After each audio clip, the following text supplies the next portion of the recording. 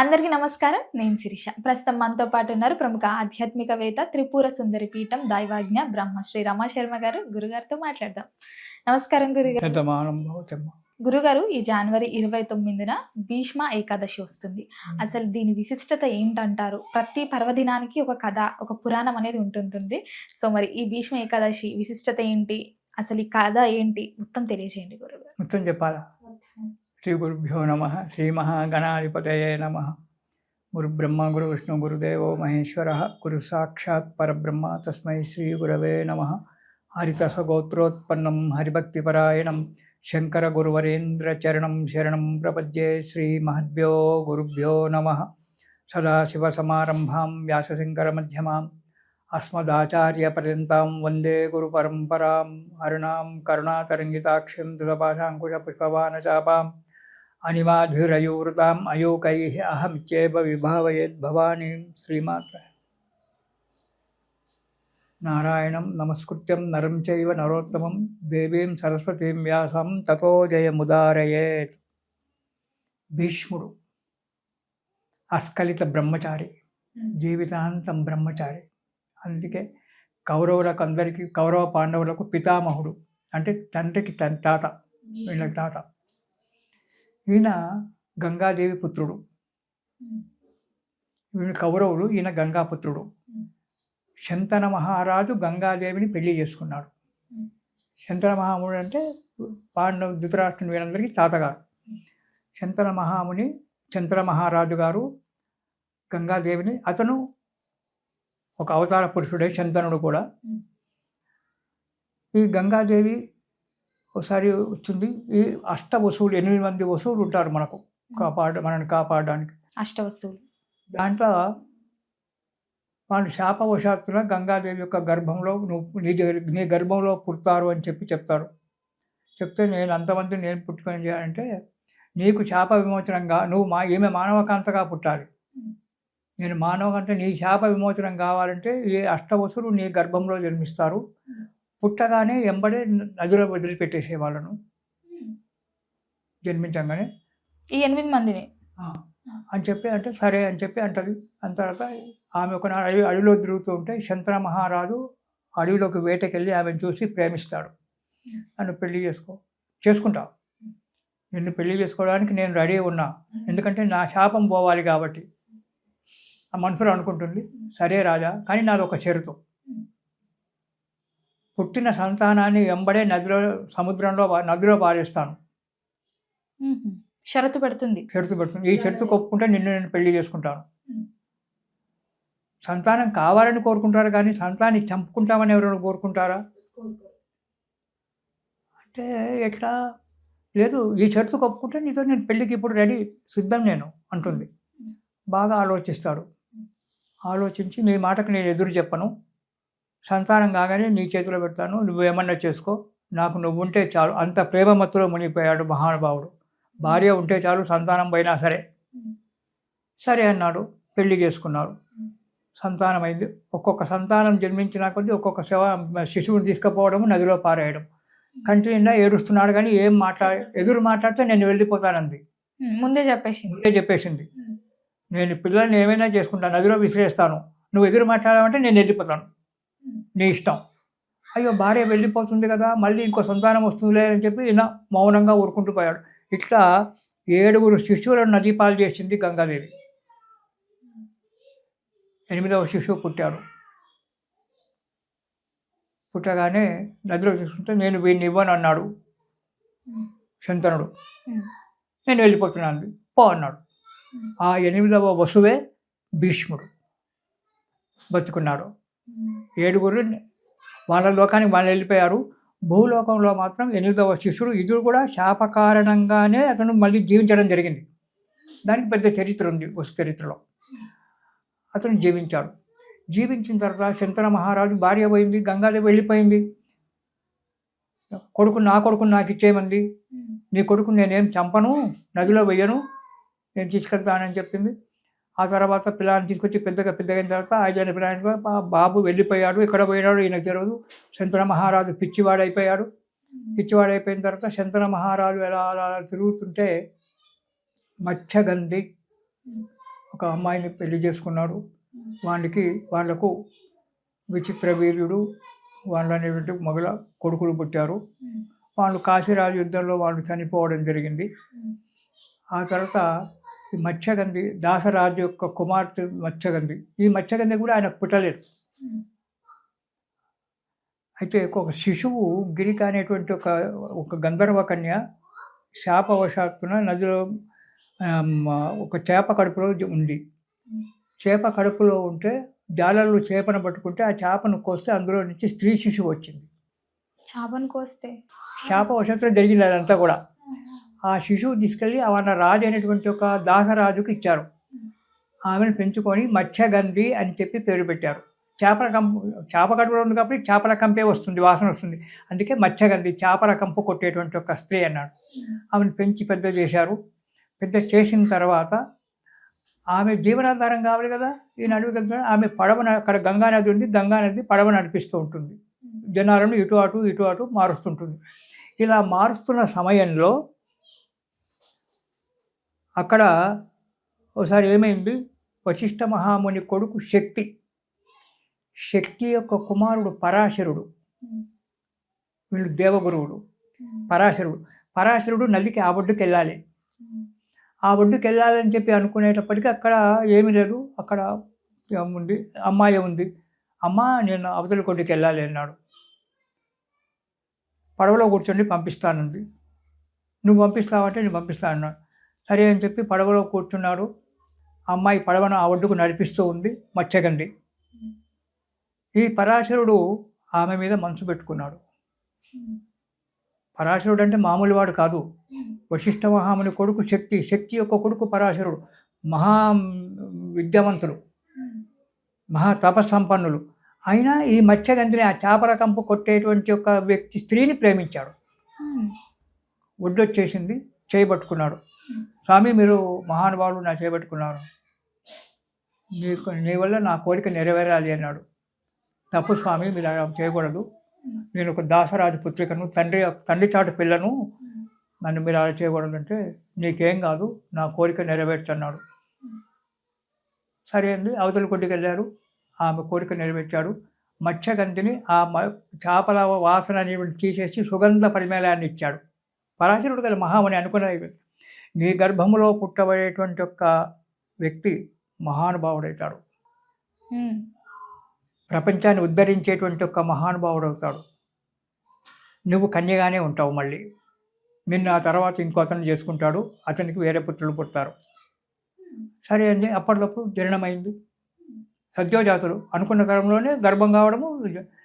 అతను పరాశరుడు ఈమె గర్భోత్పత్తి చేసేసి వెళ్ళిపోయినాడు అడవిలోకి తపస్సు చేసుకోవడానికి. ఈమె ఇంటికి వచ్చి తండ్రితో చెప్పింది. చెప్పిన తర్వాత ఆ కొడుకున్నాడు, వాడు అప్పుడే పుట్టాడు. పుట్టినటువంటి ఒక శిశువు వెంబడే పెద్దగా అయిపోయి, అమ్మ తపస్సు చేసుకొని నేను అడవికి వెళ్తున్నాను అన్నాడు. అతనే వ్యాసమహాముని. మత్స్యగంధికి పుట్టినటువంటి ఒక వ్యక్తే పరాశరుని యొక్క వ్యాసమహాముని. వెళ్ళిపోయాడు. ఇక్కడ ఈమె అమ్మాయి చేపల వాసన లేదు, మంచి అందంగా ఉంది, మంచి బ్రహ్మాండంగా ఉంది. శంతన మహారాజు ఒకసారి ఇలా తిరుక్కుంటూ చూసి ఈమెను పెళ్లి చేసుకోవాలి, నాకు భార్య లేకపోతే చాలా ఇబ్బందికరంగా ఉంది అని చెప్పి, మరి ఈనాడే కాదు, ఈ బహుభార్యత్వం ఆకారం కూడా మనకు ఏడుస్తూనే ఉంది అని చెప్పి పెళ్ళికి అన్నాడు. రాయబారం పెట్టాడు. అట్లా ఈమెకు పుట్టినటువంటి ఒక కొడుకే రాజు కావాలి, వీళ్ళ కొడుకే రాజులు కావాలి, అది ఇది అని అన్నీ చెప్పాడు. చేస్తే సరేనని చెప్పి అన్నాడు. అప్పుడు ఏమైందంటే, ఎట్లా, ఎంతకంటే ముందు ఉన్నారు కదా, భీష్ముడు ఉన్నాడు కదా. భీష్ముడిని రాజు చేయకుండా ఈయన ఎట్లా రాజు చేస్తే, ఈమె పుట్టిన కొడుకుని రాజు చేయడానికి వెళ్ళలేదు కదా. రాజు చేసి ఆ మోహం అనేటువంటిది అలా బయలుదేరింది శంతనుకి. అన్నిటికి ఒప్పుకున్నాడు, చేస్తున్నాడు. నువ్వు ఒప్పుకున్నావు సరే, రేపొద్దున నీ కొడుకు మొదటి సంతానం గంగాదేవి కొడుకు వచ్చి మమ్మల్ని కొట్టి బాధ పెట్టి మాత్రం రాజ్యం లాక్కుంటే ఎట్లా అన్నది. ఇంటికి వచ్చి బాధపడుతున్నాడు. నాన్న ఎందుకు బాధపడుతున్నావు అడిగాడు శంకరుడు. నాన్న ఈ పరిస్థితి ఈ విధంగా ఉంది, ఆమె నాకు భార్య కావాలి. భీష్ముడు అడిగారు, తండ్రిని అడిగాడు, నాకు ఆమె కావాలి. భీష్ముడు అప్పటికే మహావిద్యావంతుడైనాడు. ప్రపంచం మొత్తాన్ని పిడికిట్లో పట్టుకునేటువంటి ఒక మొదలే మొత్తం పికిట్కో పట్టుకునేంత మహాశక్తి సంపన్నుడు భీష్ముడు అలా ఏర్పడ్డాడు. ఏమాత్రం దానికి ఏడుస్తున్నావు నాన్న, పదా అని చెప్పి తీసుకెళ్ళి ఆ అమ్మాయిని పిలిచి మా నాన్నని పెళ్లి చేసుకున్నాడు. రేపొద్దున నువ్వు అడ్డం వస్తే రాజ్యానికి నేను రాను, నువ్వు రావు, నీ కొడుకులు వస్తే రానివ్వను. అసలు నేను పెళ్లి చేసుకుంటే కదా నా కొడుకులు వచ్చి, నేను పెళ్ళే చేసుకోను. మా నాన్న సంతోషంగా ఉండాలి, నాకు పెళ్ళి అవసరం లేదు. ఇదే భీష్మ ప్రతిజ్ఞ. అప్పటి నుంచి ఇంకా చేసుకోలేదు అతను పెళ్ళే చేసుకోలేదు. ఆ నదిలో నుంచి గంగా నదిలో నుంచి నీరు తీసుకొని నేను ఇక పెళ్లి చేసుకోను నా జీవిత పర్యంతం అని చెప్పి బ్రహ్మచారిగానే ఉంటానని చెప్పి నీళ్ళు వదిలిపెట్టాడు. తండ్రి గురించి కొడుకు పెళ్లి చేసుకోలేదు. అలాంటి కొడుకులు ఉన్నారా? అలా జరిగిపోయింది. ఆ తర్వాత విచిత్ర వీరుడు వీళ్ళంతా పుట్టారు. ఆ తర్వాత ధృతరాష్ట్రుడు వీళ్ళంతా పుట్టారు. భీష్ముడు మాత్రం పెళ్లి చేసుకోలేదు, అలాగే ఉన్నాడు. ధృతరాష్ట్రుడు భీష్ముడు అలాగే ఉన్న తర్వాత వీళ్ళని కాపాడుకుంటూ పీఠం మీద ధృతరాష్ట్రుడిని కూర్చుండబెట్టి, గుడ్డివాడిని పీఠం మీద కూర్చుండబెట్టి తను మాత్రము పక్క కుర్చీలో కూర్చున్నాడు. పెద్దవాడైనా నేను ఆ కుర్చీలో కూర్చునేటువంటి అధికారం నాకు లేదు, నేను నీకు సలహాలు మాత్రమే ఇస్తుంటాను అంతే, అంతవరకే నా అధికారం అని చెప్పి రాజ్యాన్ని పరిపాలన చేస్తున్నాడు. దుష్ట సంబంధం మంచిగా పరిపాలన చేస్తున్నాడు. ఇంతలో ఇక్కడ అంబాలిక వీళ్ళందరూ కూడా అది చరిత్ర పెద్దగా అయిపోతుంది, చాలా పెద్దగా. ఇక్కడ పాండురాజులకు పుట్టారు. పాండురాజు సంతానమైంది. వీళ్ళలో కొట్లాటలు వచ్చినాయి. భీష్ముడే ఎదురుగా ఉండి సంధి చెప్పినా సంధి రాయబారం జరగలేదు. జరగపోయేటప్పటికి భారత యుద్ధం స్టార్ట్ అయింది కురుక్షేత్రంలో. కురుక్షేత్రే సమావేత యోచ్ఛవ మామక పాండవాచైవ కింకురుత సంజయ. ధృతరాష్ట్రుడు గుడ్డోడే మేలు ముఖ్యమైనటువంటి వాడు యుద్ధానికి. అది మనకు చదువుతుంటే తెలుస్తుంది. అలా యుద్ధం ప్రారంభమైంది. యుద్ధంలో మొట్టమొదటి 10 రోజులు భీష్ముని సైన్యాధ్యక్షుని చేసి యుద్ధానికి పంపించారు. భారత యుద్ధము కురుక్షేత్రంలో 18 రోజులు జరిగింది. 18 రోజులు 18 అక్షౌహిణీల సైన్యం, 11 అక్షౌహిణీల సైన్యము కౌరవులకు, 7 అక్షౌహిణీల సైన్యము ధర్మరాజుకు, 2 కలిపి 18 రోజులు యుద్ధం, 18 పురాణాలు. ఎందుకు ఇదంతా? భగవద్గీత 18 అధ్యాయాలు. 18 అంటే జయ అనేటువంటి ఒక అర్థం సంఖ్యాశాస్త్రం ప్రకారంగా. అందుకే భారతంలో 18 ఆ లెక్క వస్తుంటుంది. ఇలా యుద్ధం ప్రారంభమైంది. ముందుగా భీష్మాచార్యుడిని సైన్యాధ్యక్షునిగా చేసి దుర్యోధనుడు యుద్ధాన్ని పంపించాడు. తాతయ్య యుద్ధానికి వెళ్ళమన్నాడు. వెళ్తా ధర్మము అధర్మము అని తెలుసు, కానీ ఇతను ఉప్పు తింటున్నాడు, దుర్యోధను యొక్క ఉప్పు కారం తింటున్నాడు కాబట్టి ఇతనికి తరఫున యుద్ధం చేయాల్సిందే, తప్పదు. అక్కడ చెప్పినట్టు వినాలి, తప్పదు. వీడిని చంపడానికి, భీష్ముని చంపడానికి దుర్యోధను నుంచి ఏమీ కాదు, చంపలేడు, ఒక్క వెంట్రుక కూడా తీయలేడు, కానీ ధర్మానికి కట్టుబడుతున్నాడు అక్కడ భీష్ముడు పితామహుడు. వెళ్ళి యుద్ధం చేశాడు. ఎన్ని రోజులు? 10 రోజులు యుద్ధం చేశాడు భీష్మాచార్యుడు. 10 రోజులు యుద్ధం చేశాడు, అలసిపోలేదు. చివరకు అర్జునుడితో నేను ఒక్కడి ఉంటే వాళ్ళు వీళ్ళందరూ నా చేతి కింద పిల్లలు, వీళ్ళందరూ చేస్తారు అని చెప్పి తన యోగాభ్యాసం చేత అర్జునుడికి సంధించేశాడు. కొట్టుకోరని ఇష్టం వచ్చినటువంటి బాణాలని చెప్పి భీష్ముడు అర్జునుడికి ఇచ్చిండు. అది చెప్పలేదు. చెప్పకుండా అర్జునుడు వదిలినటువంటి ఒక బాణాలు తన ఒంటికి తగిలించుకున్నాడు. లేకుంటే అదే భీష్ముడిని గెలిచడం ఎవరి తరం కూడా కాదు, అలాంటి వాడు భీష్ముడు. కానీ తనకి ఇది కావాలి అని చెప్తే అప్పుడు అర్జునుడు వేసినటువంటి ఒక బాణాల వల్ల, దానివల్ల రథం మీద కుప్పకూలిపోయాడు భీష్మాచార్యుడు. బాణాలు బాగా తగిలినాయి.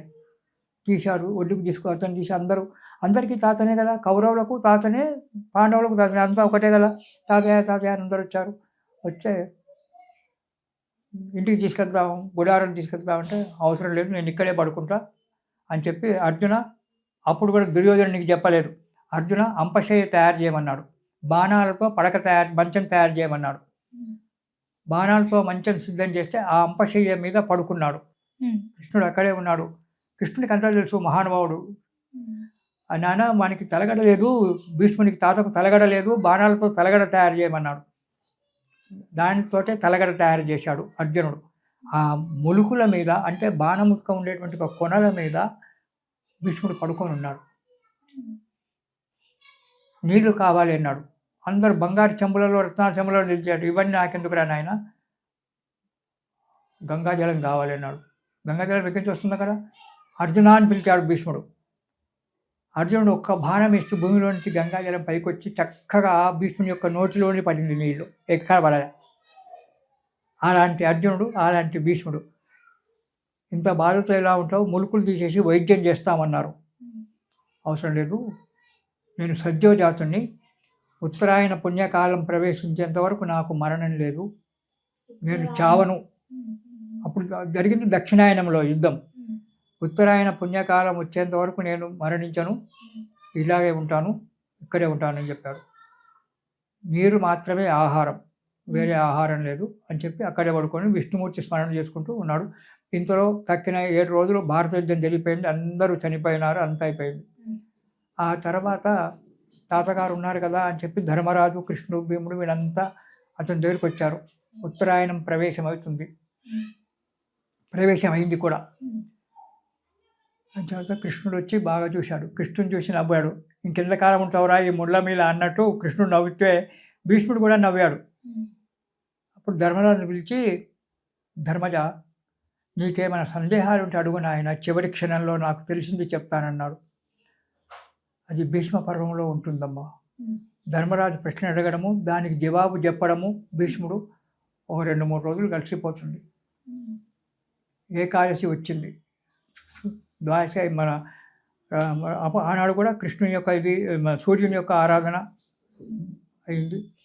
రథసప్తమి అయిపోయిన తర్వాత మన తెల్లవారి భీష్మాష్టమి అయింది. భీష్మాష్టమి అయిపోయిన తర్వాత మన ఏకాదశి వచ్చింది. కృష్ణ, చివరి గడియలు వచ్చాయి నాన్న, నీ దయ అన్నాడు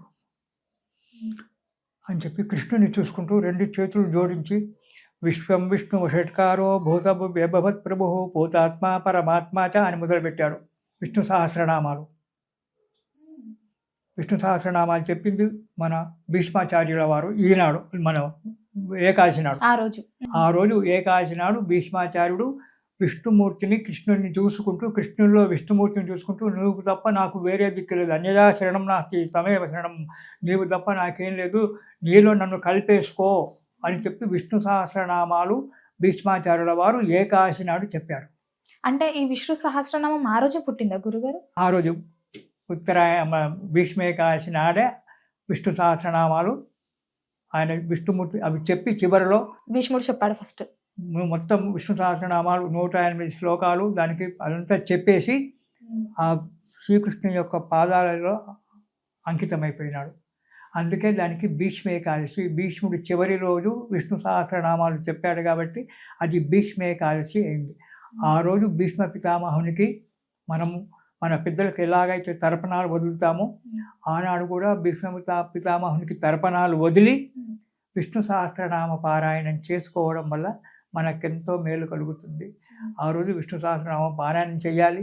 వీలైతే విష్ణు యజ్ఞము ఇవన్నీ చేసుకోవడము, ఆ విష్ణుమూర్తి యొక్క నామస్మరణ. మనకు వీలైతే విష్ణు మన పెద్దలకు ఏ విధంగా చనిపోయినటువంటి మన పెద్దలకు ఏ విధంగా అయితే తర్పణాలు వదులుకుంటామో అలాగా ఇక నది ఒడ్డునో ఎక్కడో చూసుకొని ఆ భీష్మ పితామహునికి తర్పణాలు వదిలి అతని ఆత్మకు తృప్తి, సంతోషం కలిగించాలి. ఆ విష్ణు సహస్రనామ పారాయణం చేయడం వల్ల మనకు ముక్తి, మోక్షము ఇవన్నీ కూడా కలుగుతాయి. ఆనాడే ఏకాదశి నాడే చెప్పారు కాబట్టి ఆ ఏకాదశి నాడు విష్ణుమూర్తి యొక్క నామస్మరణ చేసుకుంటూ విష్ణుమూర్తి యొక్క పూజ చేసుకుంటూ ఉండాలి. ఈ విధంగా మనము భగవంతుని యొక్క ఆరాధన చేసుకుంటూ ఆ కృష్ణానుగ్రహం పొందుదాము. ఇది శుభం. గురుగారు, మొత్తం మీద భీష్మ ఏకాదశి విశిష్టత గురించి మాకు తెలియజేసినందుకు ధన్యవాదాలు. సంతోషం తల్లి, శుభం.